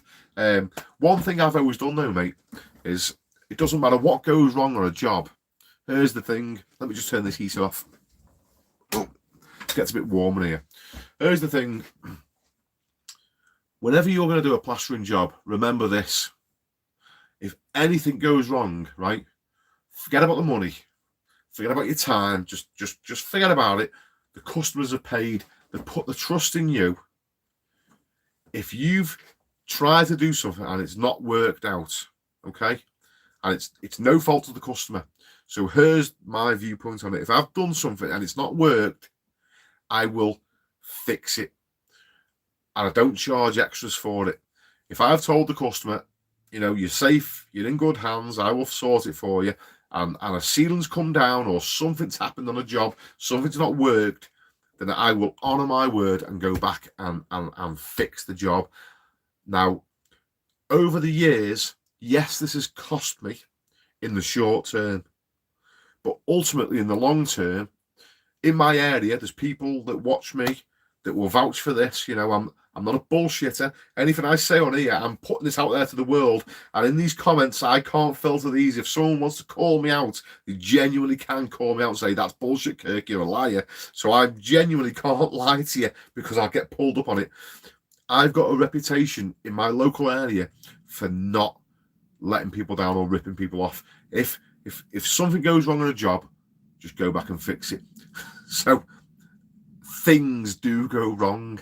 Literally, I would say in a year you will have one or two jobs go wrong, and I could tell you countless things that have happened. Delamination, conservatories where it's too hot and the plaster it's dried out before it's set, it's all come back off again. Ceilings where you don't know there's lime wash paint and it's come down. What else have we had? Situations where brickwork has been joined and you need to put an expansion joint in there and you haven't because it's on the end of a wall. It's a tiny little bit and it's hairline cracked straight down the wall and the whole front's K-rend. You can't patch it. It's all going to come off again. I mean, literally, I've been caught out with quite a few things. You learn by experience. Unfortunately, and I try and teach as much as I can on my videos so that you guys can learn by my experience, because I've been bit in the ass quite a few times. So I try and give you as much information as I possibly can so that it doesn't cost you guys further down the line. But ultimately, experience is the best teacher. It's very hard for me now these days to cock things up because there's not many new things that I come across that I haven't done before, and there's not many new things that I come across that are going to bite me in the ass because I've already been bit. So, I mean, I could bore you all night with things that have gone wrong, but I'm at the point in my life now where it rarely happens. But I've always honoured my word. If it's gone wrong, I've always fixed it. I've never sort of jibbed anyone off, turned my phone off, changed my phone number or anything like that. I've always fixed it.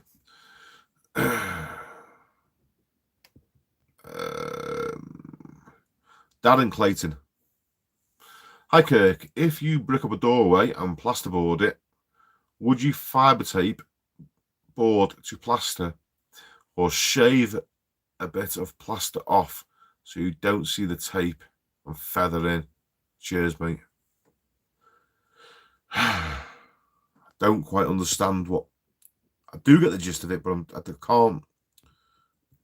If I had a doorway blocked up, you've got your old brickwork and your new brickwork in the middle. What I would potentially do is chop off another 6 inches around if I was going to dab a board in and dab over the joint of the brickwork. Okay, so that your plasterboard joint isn't in line with your brickwork joint. That's what I'd potentially do. And I'd scrim it and I'd probably skim the whole wall unless the customers didn't want that. See, I always try, when I go and look at jobs, I always try and advise the customers to do the best possible job. But cost sometimes comes into play, and they don't potentially want to spend enough money to have the whole house chopped back off to the brickwork and start again. So then you have to start scaling it back and go, okay, well the next best thing is this. Next best thing is this. Tell them the pros and cons. But the more options you can provide for the customers, not only you're more of an expert yourself because you're given all these options, but in the future, if there is an issue, you can say, well, you know, I told you the best way of doing it. You've chose this, and I did tell you that this could potentially be an issue down the line. If we've re-skimmed over old walls, for instance, that are falling off, you know, they're like, there's hollow bits, but the majority of it's solid. Well, look, I did tell you that, you know, the best possible outcome would be to take it all off and refloat it and skim it, because then we can guarantee it. I've only skimmed over what's there. I mean, I'm not trying to say little ways of getting out of things, but yeah, I probably wouldn't just fill in where the doorway is and skim it, because as I say, the joints on the brickwork and the joints in the plaster are all in the same place, and that is almost guaranteed it's going to crack. So I'll probably take it off a bit further and go a bit wider out. But I definitely mesh it. Whenever you've got two different backgrounds joining up, be it, you know, bond into sand and cement or brown into, well, you don't get brown anymore, but hard wall sand and cement, or plasterboard and browning, or whatever, any two different backgrounds, I would usually always put tape. Tape doesn't guarantee it won't crack either, but you're just doing the best you possibly can. Right, guys, we have literally been on for 1 hour and 28 minutes. And I've only drank the neck of my bottle, so...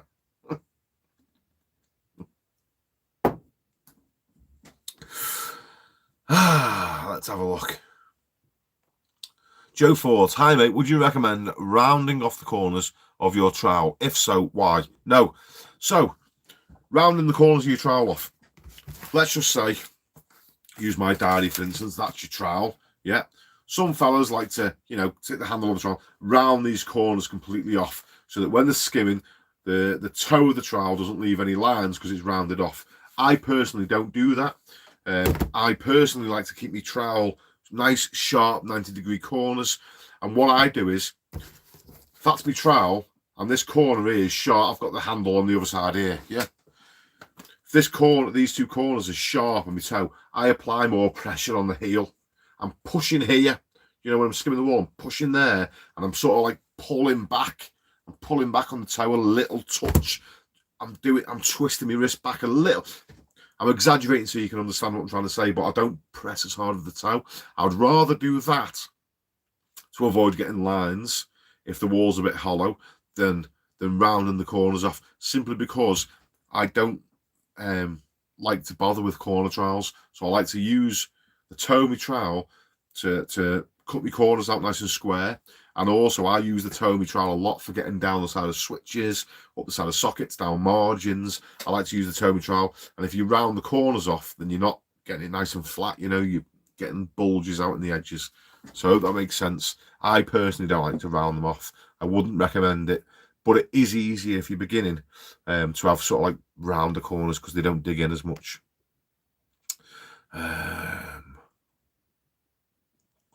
Tony C. Kirk, how would you price a bay window re-render without seeing what the substrate is like, if it's brick or timber, and in a good or bad way? Tony, very simple, mate. Price all different scenarios. So just tell the customer, don't know what's underneath. If you've worked in that area, like literally you could send me an address anywhere in Ellesmere Port and I would know pretty much what the situation is, because I've worked in Ellesmere Port for the last 20 odd years. There's literally not any area that I haven't worked in. I literally know the design and layout of most houses. I mean, people tell me, oh, we'll live on, you know, Highfield Road. I can visualize the layout of their house. I know how big the bathroom is. I know how high the ceilings is. I know, you know, I can, but that just comes with experience. If I was to get a job out of town and someone sort of said to me, like, same situation, we've got a bay window, take it off and redo it.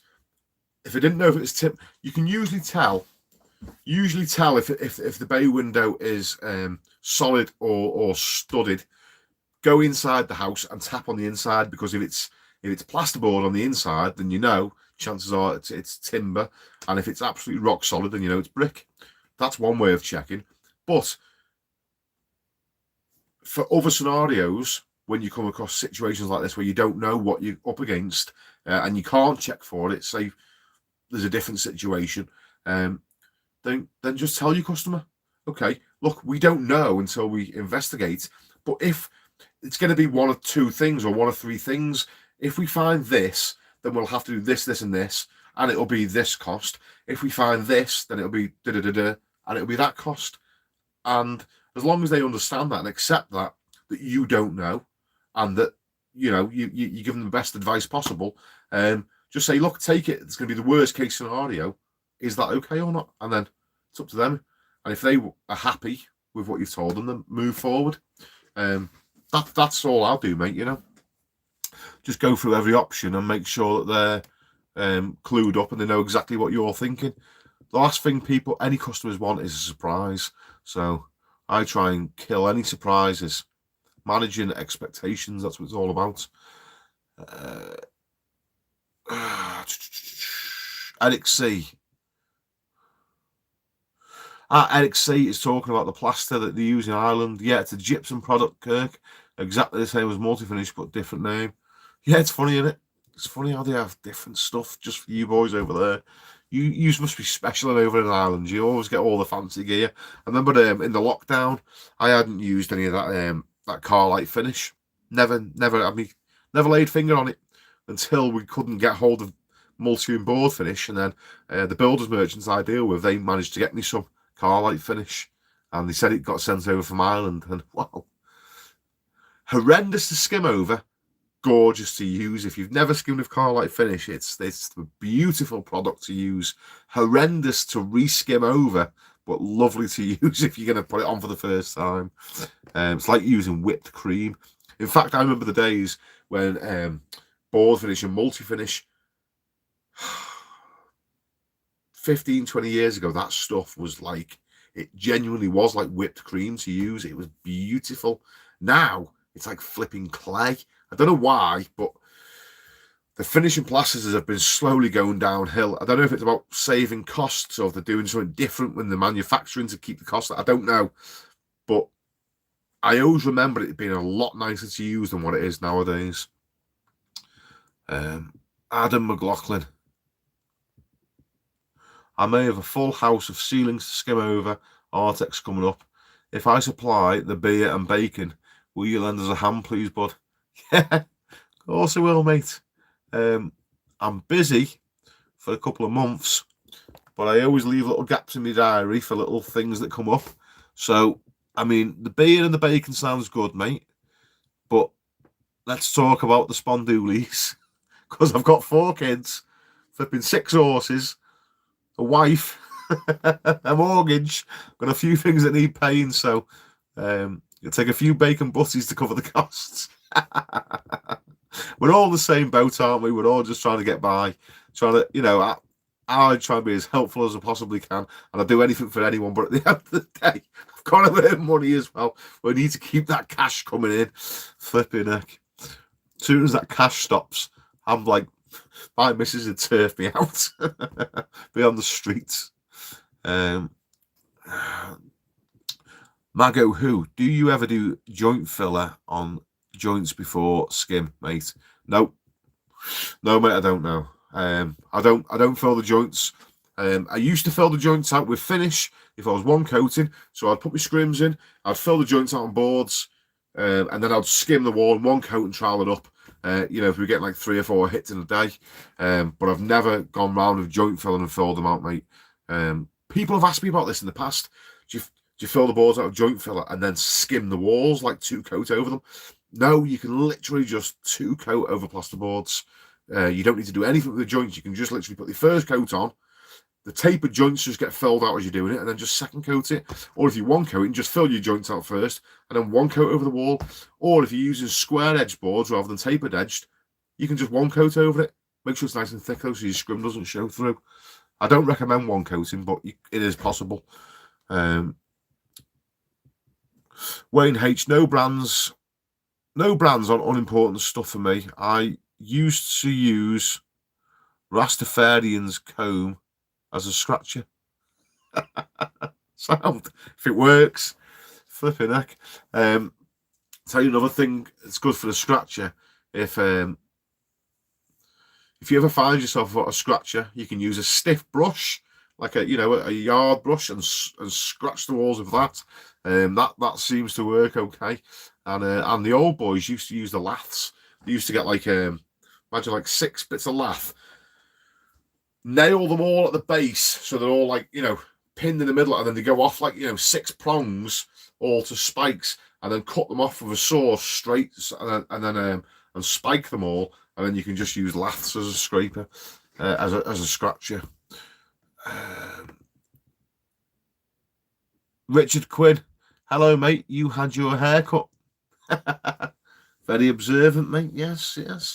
I went and seen so I used to see my main man, the barber. Can't mention any names. Can't say too much actually. Get myself in trouble. But I had whenever I go and see my barber, I always tip him. In fact, I always tip everywhere I go because I like being tipped. So if I go to the pub, I tip the barmaids, I tip the barman. I always tip barman, and I always say to them, listen, I know that barmen don't get tipped very often, so here's a tip. Tip people that can potentially look after you. If I go on holiday, I tip the room-maid, I tip the waiter, I tip the barman, because I want good service. And if you tip people, you get better service. So I always tip the bar staff whenever I drink, because then I don't have to wait for beer. They remember you, they know what you're drinking. You go to the bar and your pint's already pulled. But when it comes to barbers, my barber, he's moved now. He's actually gone to Liverpool. But I always used to give him about an £8 tip to go and get my hair done and my beard. It was like 22 quid. I just give him 30. Now, I know people will say to me, oh, that's too much. You're giving him too much. Like, whenever I used to go to my barbers, the shop would be full, right? And I could sit there for an hour and a half waiting, or I'd just go straight in, and I'd be the next man to sit down, and he'd just say, he has appointments, and I'd just sit straight in the seat and get my hair cut straight away for 8 quid extra. So for me, the tip is worth it. Now, in lockdown, phoned him up. Where are you, mate? He was coming. I'm not saying anymore, I'm going to get arrested, aren't I? But I didn't struggle getting my hair cut at any time ever. But yeah, I've had my hair cut again. My barber now, he's moved away though, so I've had to go to a new barber. But this guy seems to be doing a nice enough job. I mean, I've got a funny shaped head, but I have like a monkey nut. I've got a funny shaped head, so I mean, you've got to have a good barber to try and make me look appealing as possible to the missus, you know. So she fancies getting in the same bed with me at night. Otherwise, I have to sleep in here. Let's have a look. Where are we up to? Jorex Jim Kirk. Gotta say, I've never used SBR until I started watching you. Gotta say, great product and won't go back to PVA on an overskim. Thanks for that. Yeah, pleasure, mate. I must admit though, don't write PVA off. Don't write nothing off. I'm not one of these guys that will sort of say, I just use this and I just do it this way either. PVA does have its place. I still like to use PVA from patching up because I like a little bit of suction. Sometimes when you're trying to blend them with SBR, if it seals it completely, it can be a pain in the ass because the stuff keeps wiping off. It's possible. And I do loads of patching with SBR, but PVA is easier for patching. If we've got boards that have been hung for ages and they're a little bit high suction because they've lost the vapor, if that's what they put on them, I don't know. But boards that have been up for a long time seem to dry in quite quick. I'll PVA them with a weak mix of PVA, like a 4-to-1 mix. So I'm not against PVA. I prefer SBR for the majority of work, but all these things, keep them as little tricks up your sleeve, you know. Just know the pros and cons of things.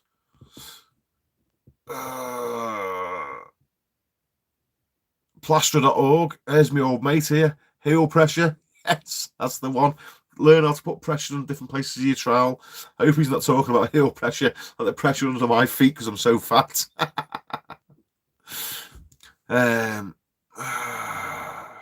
Jorex Gem, I'm in the same, mate. I always use PVA, but now I only use SBR. Got some strange looks for it, but won't go back now. Yeah, good. I'm glad you guys are benefiting from some of the stuff I tell you, you know. Yeah, good.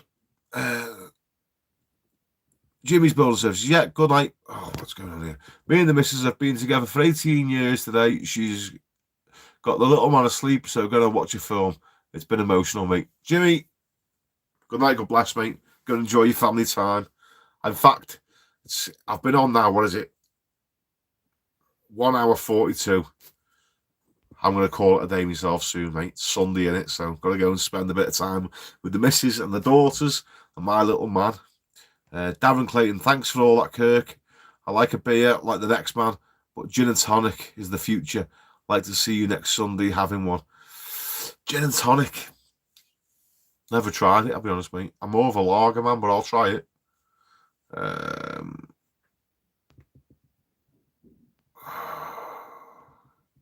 Jorex Jim, when an apprentice in the 1980s car finish was class. Well, let me know. What would you want? It's 8 ceilings, three with rounded edges on one side. Have to let me know. Would love to work with you for a day. Adam McLaughlin. If you want me to work with you, mate, if you're genuine and you want to reach out to me and you want me to come and do some work with you, then it'd be a pleasure. Go to my channel description.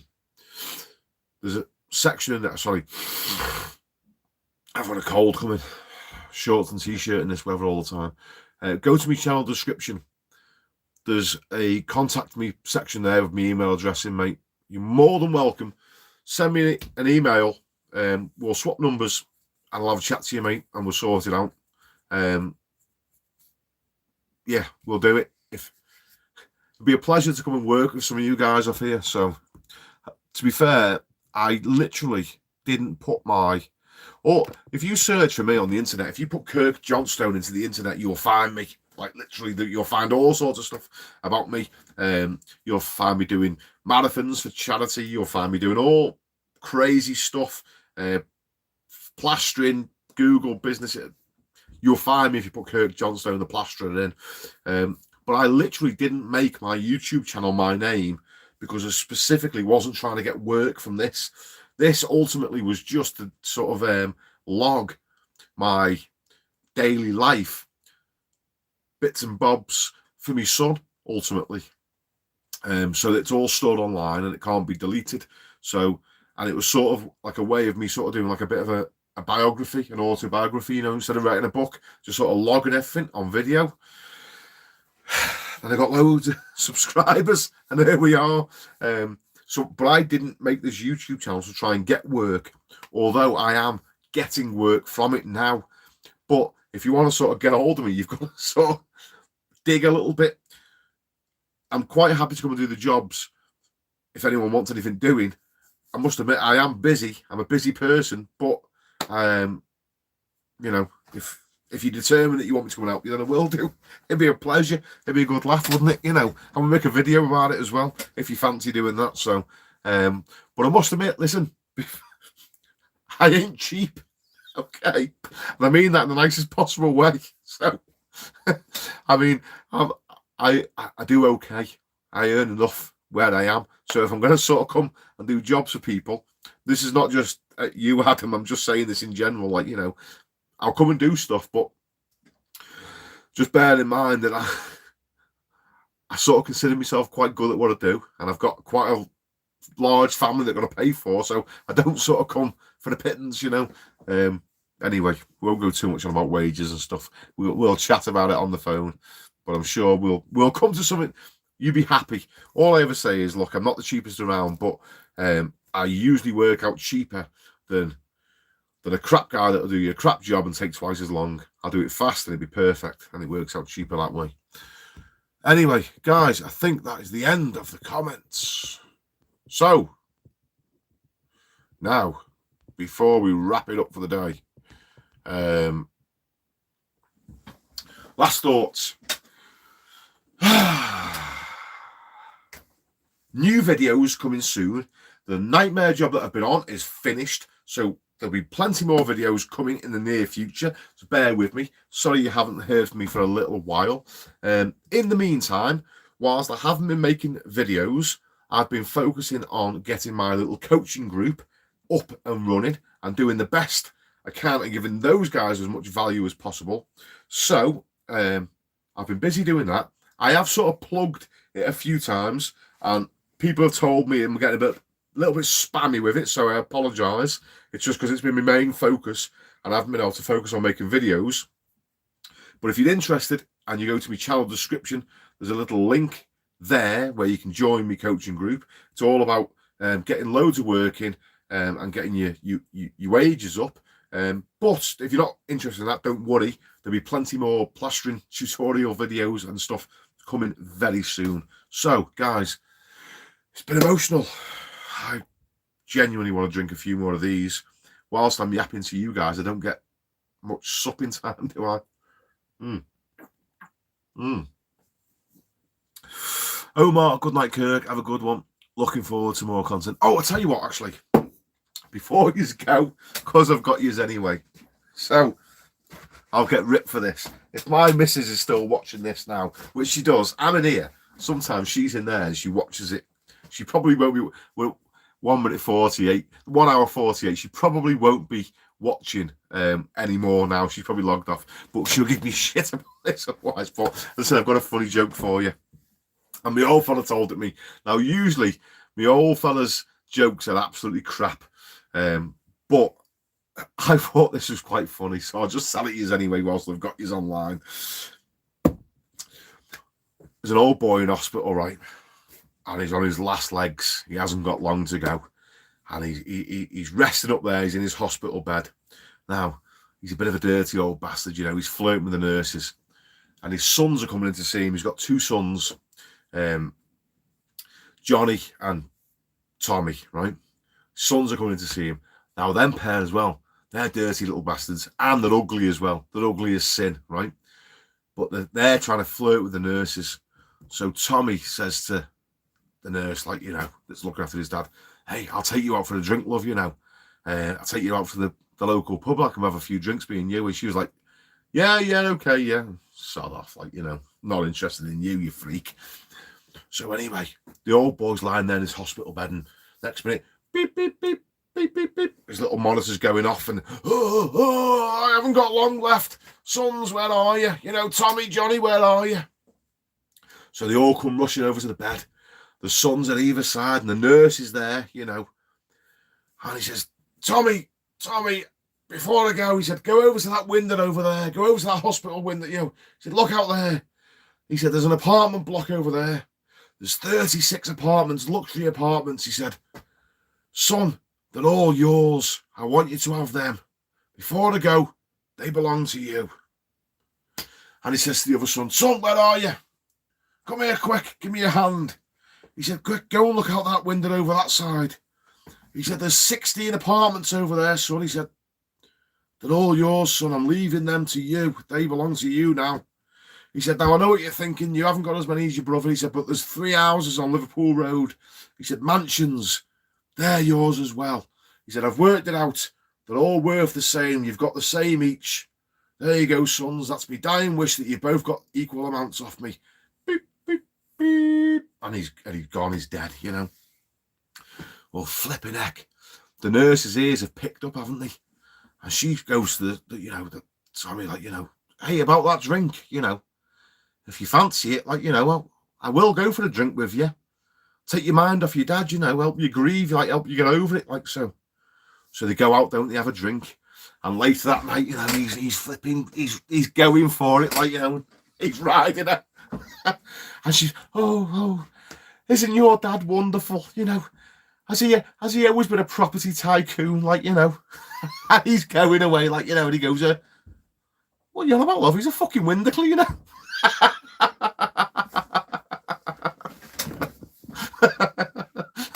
It's my dad's joke. I thought it was funny. It made me laugh anyway. Right, what's these last comments coming here now before I go? Eric, yeah, take it easy, mate. Plaster.org. Oh, guys, plaster.org. Eric, top fella. Sorry, Eric, I missed you up before. Go and have a look at Trial Talk Stuart, Joel Cook on Renovate, and me mate Eric. Eric is a flipping legend of a fella. Always supported my channel from the very beginning. A genuinely nice guy. Plasterer.org. Go and give him a subscription. He's flipping ace. Do it yourself. I did a bathroom that had been boarded, not by myself. It had a curve that had been boarded with a flat piece, but the customer wanted a curve. I started it off with a bit of bonding, but I still struggled with it, to be honest, and I'm not happy with it. Okay, if you're struggling trying to get curves, mate, try using something round. The lid of a paint tub, a dinner plate. I mean, not the customer's dinner plate, but, you know, something with a nice curve. Try and use that for rounding things out. That can potentially make life a bit easier. Patrick Hockey, stick to plastering. Sorry, mate. Was the joke shit? I thought it was funny.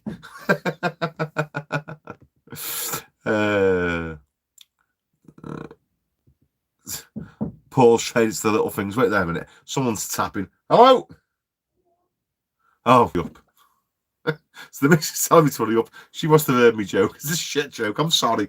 If you don't like it, I'm sorry for the cheesy jokes. All right. After a few beers, they make you laugh. So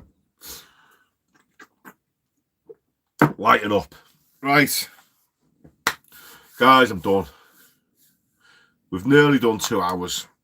It's enough. You're bored of me. My flipping jaw's hurting from talking so much. I'm going to drink my beer. I'm going to put the Dead South on in a minute. If you don't know who the Dead South are, Google them. I love that sort of music. I like Dolly Parton. Not 9 till 5. That's been killed. But, you know, loads of Dolly Parton songs. What one's my favourite? Two Doors Down. Go and listen to Two Doors Down by Dolly Parton. I love that tune. I like a bit of Johnny Cash, and I love listening to the Dead South. And Chicken Fried. Chicken Fried is a song by, who's the band that sings that? I can't think. Google Chicken Fried. Great tune by an American band.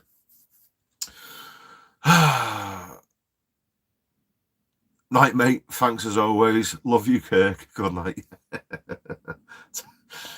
Gents, listen, I'm going anyway. Been a pleasure. Good night, God bless. It's been emotional.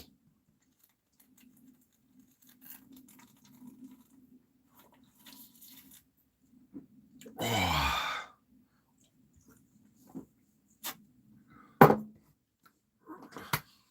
Ciao. Are you sure you want to stop recording? Yeah. Good night, God bless.